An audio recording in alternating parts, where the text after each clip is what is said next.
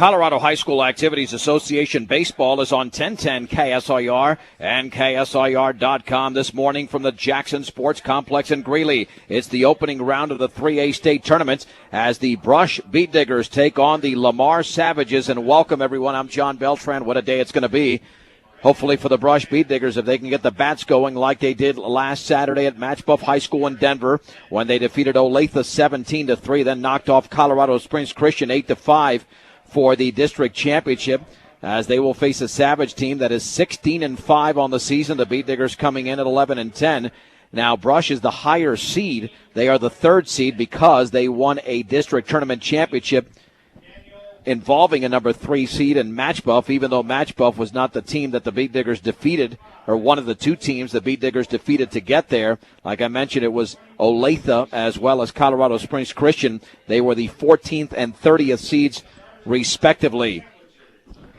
Beat Diggers and Savages have not met in quite a while, that's for sure, at least not in the 10 years I've been covering Brush Beat Digger baseball. The Beat Diggers are coached by Mark Muniz and the Savages by Dave Faziato.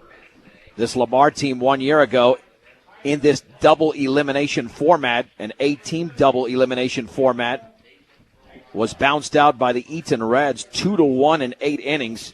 So even though Lamar does not play in one of the two dominant conferences in 3A, in either the Patriot League or the Denver Metro, also known as just the Metro League, we know one thing: they are a very, very good baseball team with lots of tradition, and the Beat Diggers are going to have to play their best baseball today, as they pretty much did in order to advance in this tournament. Nonetheless, whether the Beat Diggers win or lose with this double elimination format, they will either play another game today or they'll be back in tomorrow. This is a 2-site tournament.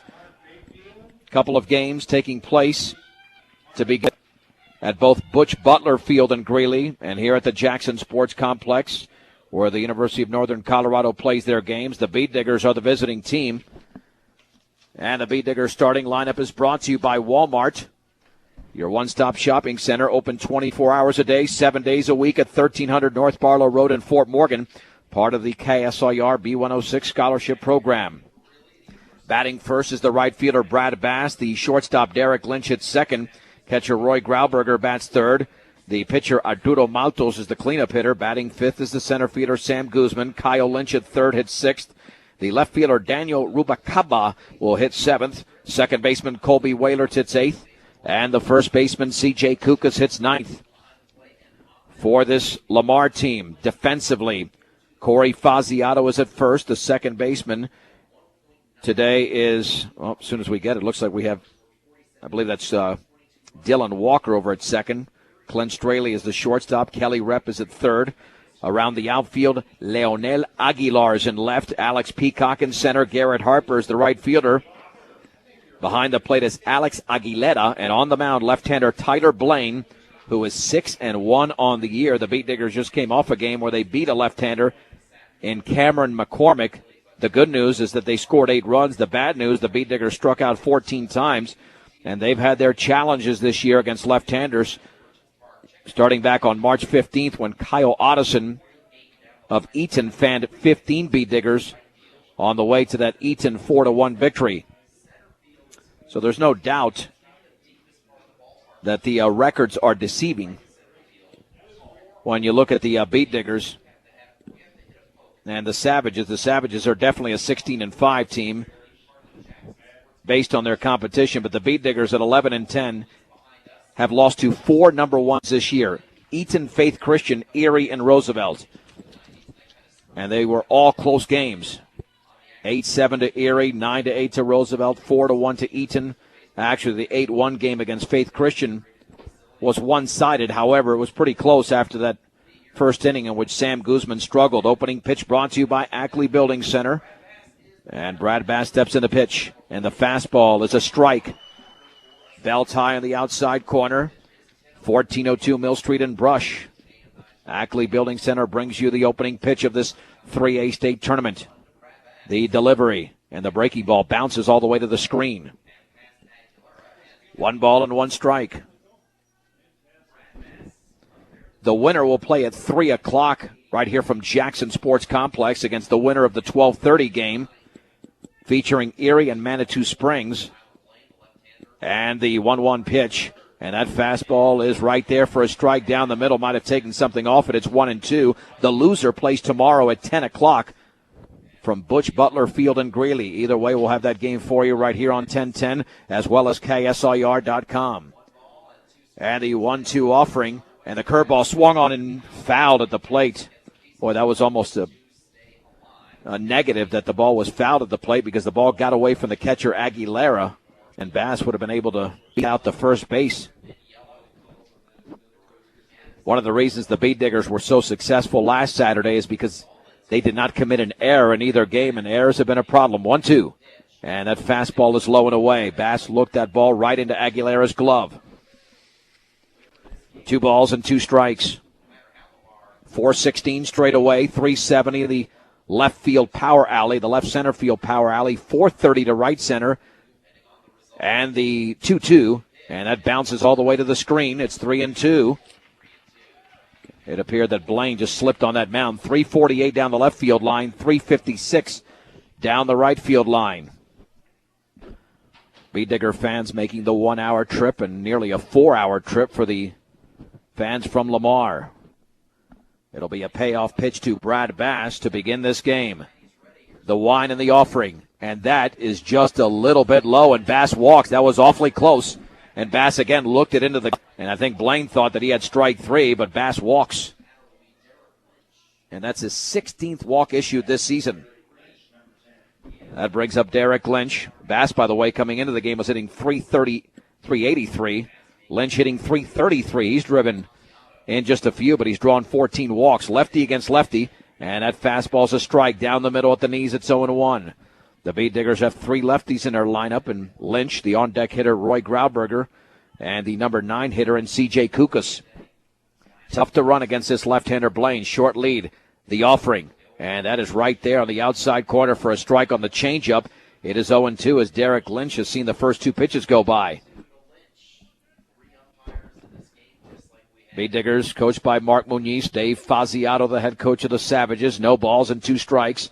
And the pitch swung on. That ball is grounded slowly to second. They'll go to second for the force. And Bass running right into the shortstop Straley as he flipped over Bass. But there is 1 out. No double play possibility as Dylan Walker made the play. And that brings up Roy Grauberger. Grauberger hitting .525. No homers, but he's driven in 18 on the season. And as we mentioned many times throughout the course of the year, the Bead Diggers, when they do struggle offensively, do the first time around against a pitcher. And the offering. And that changeup is a strike on the outside corner. Well, it looks like Tyler Blaine will be a different type of pitcher than we'll see out of Arturo Maltos, who will bring the heat. No balls, 1 strike, 1 out, 1 on. The offering. And that fastball is just a little bit low. And a big overhand fastball thrown by Blaine. He goes well over the top. Almost like a windmill delivery. 1 ball, 1 strike, 1 out, 1 on. The pitch swung on and fisted slowly on the right side. And coming on, the second baseman Walker flips to first, and Grauberger is retired. Advancing to second is Derek Lynch with 2 down in the first inning for Arturo Maltos. So a couple of Bead Diggers have been jammed. And they've got 1 in scoring position. Maltos hitting .348, 2 homers and 16 runs batted in. But 7 of those RBIs and both home runs came in the second game of the season on March 7th against Pueblo West. Lynch with a nice lead at second. And the pitch, swing and a miss on a curveball in the dirt. That's where Maltos has got to be patient. His strikeout total is up this year because he swings at pitches like the one that was just delivered. No balls and 1 strike. Maltos with an open stance from the right side. And that fastball is a strike on the outside corner. It is 0-2. On deck is Sam Guzman, who leads the team in home runs and RBIs, but he'll only get up there if Maltos can deliver. Lynch leads, 0-2 pitch. And the curveball swung on and missed in the dirt. Maltos takes off for first, and the throw is perfect as Aguilera completes the strikeout. For the Beat Diggers, no runs on no hits, no errors, and a man left. We head to the bottom of the first inning. Brush did not score. Lamar is coming to bat. You're listening to the 2008 Colorado High School Baseball Playoffs on 1010 KSIR and KSIR.com. Here is the Lamar starting lineup. Dylan Walker, the second baseman, hits first. The center fielder Alex Peacock will hit second. Grant Harper, make it Garrett Harper, and right hits third. The pitcher Taylor Blaine is batting fourth today. Batting fifth for Lamar is the left fielder Leonel Aguilar. Third baseman Kelly Rep will hit sixth. The shortstop Clint Straley hits seventh. Over at first base, Corey Faziato hits eighth, and the catcher Alex Aguilera will hit ninth. For the Beat Diggers defensively, they've got C.J. Kukas at first, Colby Waylert at second. The shortstop is Derek Lynch. Over at third is Kyle Lynch. Daniel Rubacaba is in left field. The center fielder is Sam Guzman. Brad Bass is in right. Behind the plate is Roy Grauberger. And Arturo Maltos is on the hill, a 6-4 record, a 2.67 ERA, 99 strikeouts and 52 walks in 16 1/3 innings. Let's see how Maltos comes out in the first inning. He did not look good in warm-ups, and I know it's only warm-ups, but he threw 3 wild pitches all the way to the screen, perhaps trying to get used to that mound. And the opening pitch at the bottom of the first is in the dirt to Dylan Walker, the right-handed hitting second baseman. The Beat Diggers did not score in the top of the first inning, despite having a runner in scoring position. The wind and the 1-0, and that fastball is just a little bit outside. It definitely looks like a hitter's zone. There's a lot of times that's called a strike, but not today. 2-0 pitch, up and in. And this is the problem we'll see with Maltos occasionally, where he just loses control. You don't want it to happen immediately, but it's happened already to the first hitter, Dylan Walker. 3 balls and no strikes, hitting with an open stance. The wind and the offering, and that's right down the middle for a strike at the knees as Maltos took something off of that. Maybe that's the strategy for this hitter, just to throw it down the middle, see if Walker can hit it. The wind and the 3-1, swung on and lined slowly to second. Waylert has it on one hop, short throw to first, and Walker is retired. Good job by Maltos coming back from a 3-0 count. And that'll bring up Alex Peacock, the center fielder. Peacock hitting .459 on the season, hitting from the right side for Lamar. With Garrett Harper waiting to hit next. Peacock with a closed stance. The wind and the pitch, and that fastball is fouled off to the right. A late swing by Peacock. It's 0-1. Once again, the winner plays at 3 o'clock against the winner of the 12:30 game, Erie and Manitou Springs. The loser does not play until tomorrow morning at 10 a.m. from Butch Butler Field. And the breaking ball is a beauty for a strike. Well, if Maltos can deliver that type of pitch, he's going to be tough today. No balls and 2 strikes to Alex Peacock. The wind and the offering. Curveball is just a little bit high. Holy mahungus. That looked good from here, but again, this is a hitter's strike zone, not a pitcher strike zone. 1 ball, 2 strikes, 1 out, bottom 1. The offering. Curveball is fouled off to the right and headed out of play, and the count remains at 1-2. For all of your title needs, visit Tim Weimer at Northern Colorado Title, 205 West Kiowa in Fort Morgan. 1 ball and 2 strikes to Alex Peacock. The Beat Diggers had a runner on in the top of the first, did not score. The pitch, and did he go on the fastball? Apparently no, low and away. Ball 2 strike to the right-handed hitting center fielder. Appeal at first now. As Roy Grauberger, the Beat Digger catcher, experienced as he is, called for that appeal, but no dice. The wind and the 2-2 pitch, and the breaking ball bounces. 3-2.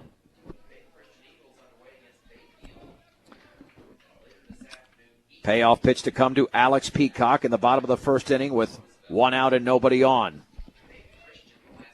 Maltos back on the hill. Peacock back inside the batter's box. Trouble for Arturo Maltos, but he's delivered a strike when he's had to. Harper hitting .471, hitting from the right side. He's the Lamar right fielder.